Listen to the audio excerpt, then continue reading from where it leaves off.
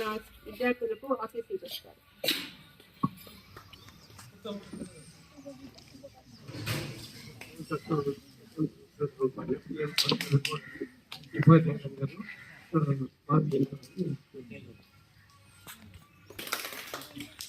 మంచి మనసుతో మన ఫర్టిలైజర్ కంపెనీ మేనేజర్ గారు దీనికి ముఖ్యమైనటువంటి ఎరపెట్టి మన ఓల్డ్ స్టూడెంట్స్ మన పిల్లలందరికీ ప్యాడ్స్ పెన్స్ తీసుకొచ్చారు, బిస్కెట్స్ కూడా ఇస్తారు. వాళ్ళకు ధన్యవాదాలు తెలుపుతూ పిల్లలు ఉద్దేశించి కొంచెం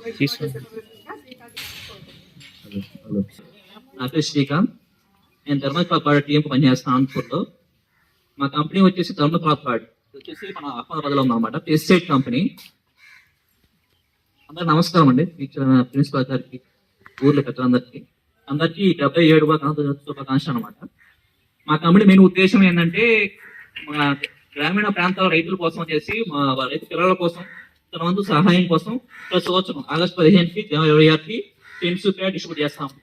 లాస్ట్ ఇయర్ దాదాపుగా 1,05,000 పెన్స్ ప్యాడ్ డిస్ట్రిబ్యూట్ చేసాం ఎడ్చేట్లో. ఈ సంవత్సరం మనం ఈ ఊర్లో చేసాం. మెయిన్ కారణం ఎలపరెడ్డి గారండి. మా ఊర్లో కొంచెం ఇద్దామని చెప్పి అన్న ద్వారా మేము ఈ ఊరు స్టార్ట్ చేసుకున్నామండి. ముందుగానే థ్యాంక్స్ యూ స్టార్ట్ చేసుకున్నందుకు.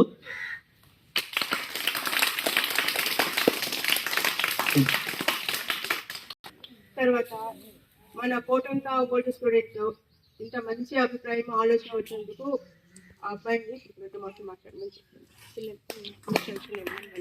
అప్పటికి ఇప్పటికీ చేంజెస్ ఉంటాయి. గ్రామ పెద్దలకు, గురువు గారికి ధన్యవాదాలు, పిల్లలకు ఆశీస్సులు. ముందుగా గణతంత్ర దినోత్సవ శుభాకాంక్షలు.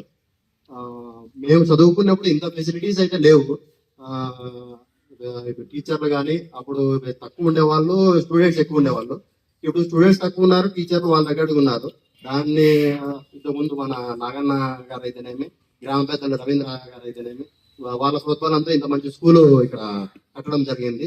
దానికి తగ్గట్టు మీరు కానీ బాగా చదువుకొని మంచి స్థాయికి వెళ్తే ఈ కట్టిన దానికి ఈ స్కూల్కి కానీ గ్రామ పెద్దలకు కానీ మంచి దానికి గౌరవం ఇచ్చినట్టు ఉంటుంది.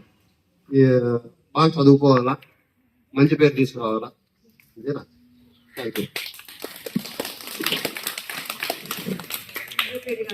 అబ్బాయి ఓల్డ్ స్టూడెంట్ చెప్పినట్లు వాళ్ళు చదివేటప్పుడు ఒక్కొక్క క్లాస్ 70 మెంబర్స్ ఉన్నారంట.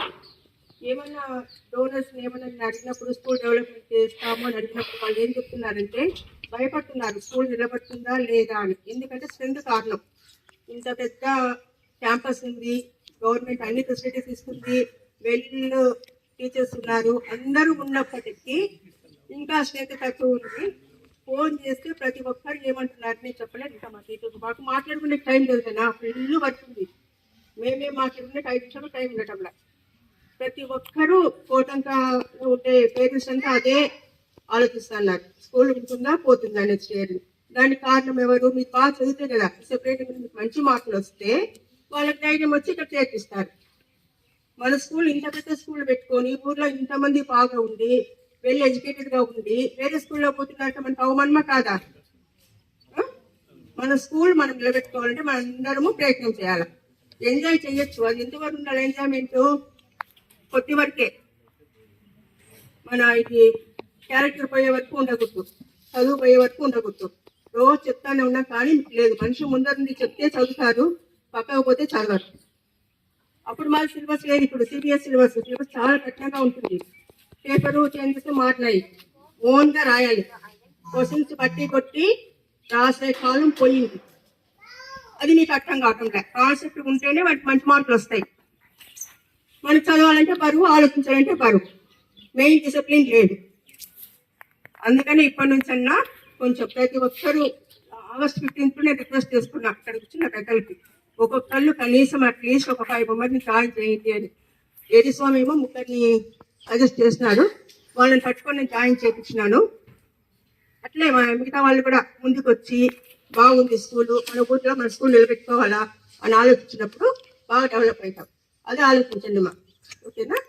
తర్వాత మన మ్యాథ్స్ సారు గురించి మాట్లాడతారు.